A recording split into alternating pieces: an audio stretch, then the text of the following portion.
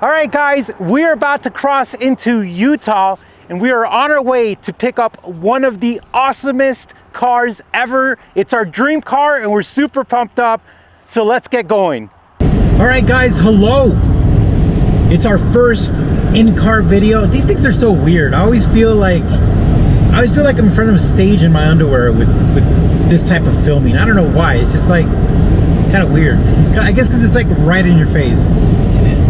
Very much right in your face. Yes. But you guys can probably see everything, and which is exciting. We're on our way to Salt Lake City, and it's about 4 hours from our house. It's a nice sunny day. We kind of went from super dry, and now there's snow all around us, which is, you know, typical our side of the country. But yeah, so we are not going to tell you right away what we're getting because it's going to be a surprise, and we want to make sure we get it. But we're going to tell you what we didn't get. So for the past 3 months, I have obsessively, vigorously, and thoroughly researched getting a Lexus LC500. I love it.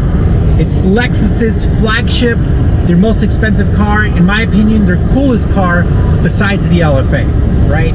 But we'll talk even further about that here in a bit. All right, so the LC500 was the car we wanted to get.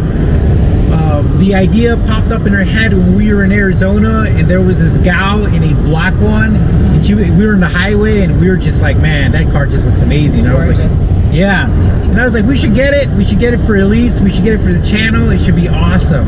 So I started doing a crazy deep dive on it. I'm going to be making a buyer's guide video about it because I know so much about that car. I think it's going to help some other people out. And so yeah, I'm definitely going to make a buyer's guide. But essentially, we were just like, all right, let's get an LC500. So from Lexus, if you walk into the dealership and if you want one today, they're over $100,000. It's insane, right? And if I'm correct, they came out in 2017, 2018-ish. And they've been going strong. Not a lot of changes. They still have the same V8. Car looks the same. Maybe a few little bit of small aesthetic differences, but they all look identical in my opinion. But they are amazing. They look beautiful. Lexus is known, in my opinion, Lexus is the best luxury brand when it comes to the Asian manufacturers. Just being honest with you, they got it packed down. But we both like the car. We did. Beautiful. Yeah, we were like, we're gonna get one, and the search begun.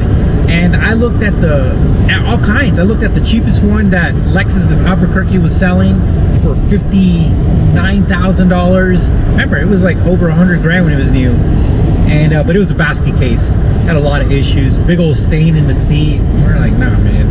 And then we started kind of looking at the $70,000, $80,000 price range ones, which had about 20,000 miles.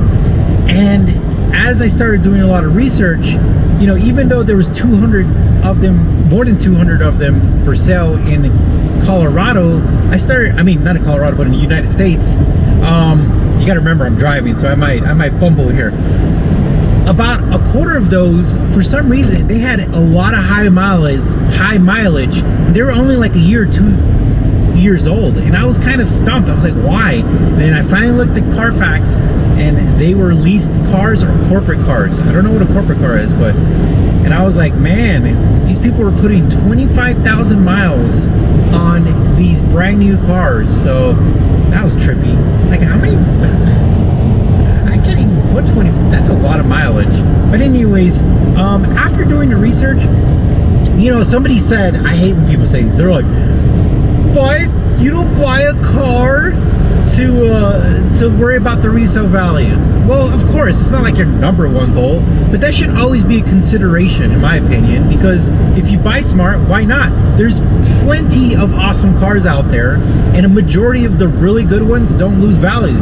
So why not, you know, why not buy one that's great and doesn't really lose value? And that was one of the biggest things with the LC500. Like, every review, every like car journalist said the car was amazing. So the car is awesome, but for some reason the market is just pounding it. And I was talking with Elise, I was just like, I can't see us spending like 80 grand and then like 2 years from now it's like 60 grand or 65 grand, and then of course another 2 years from that, you know, we're in the 50s or something like that. That's just, and especially how cool the car is. it really isn't right that the market's doing that, but we're just like, man, we could, you know, we haven't gotten where we're at by doing stupid stuff. So we're just like, that's just not a very smart move. Maybe in the future, after a couple years that they've even lost more value, then we might even pick one up, you know, that's been like really well taken care of. That's maybe like 50, 60 grand. And here we go, getting almost 50% off, you know, on a car. That's amazing. Remember, there's nothing wrong with the car. The car is fantastic. As a matter of fact, we watched a YouTube video about a guy who lives in Salt Lake City. He has one, and majority of the people think it's an LFA because that's how awesome it looks. Of course, look, real car enthusiasts know that, you know, it's not, but that's how really cool the car is. So we're not getting the LC500. As a matter of fact, we were so close to buying one, it wasn't even funny. We were like 90% there, but there was an issue with, you know, we were just, it was in North Carolina. We were just like, it's a long drive. And it was the Inspiration series, and it's the only special edition of the LC500. And the reason why we were going to get that one is because, going back to our discussion, if there was an LC500 that wouldn't lose as much value, it would be the Inspiration series. And the Inspiration series is mind-blowing. It's gorgeous. Yeah, it was like a black, and what color? Black and then kind of like a dark orange. Yeah. Trim. Yeah, and it was carbon fiber roof, carbon fiber wing. It was just absolutely beautiful car, sport package and everything, just amazing.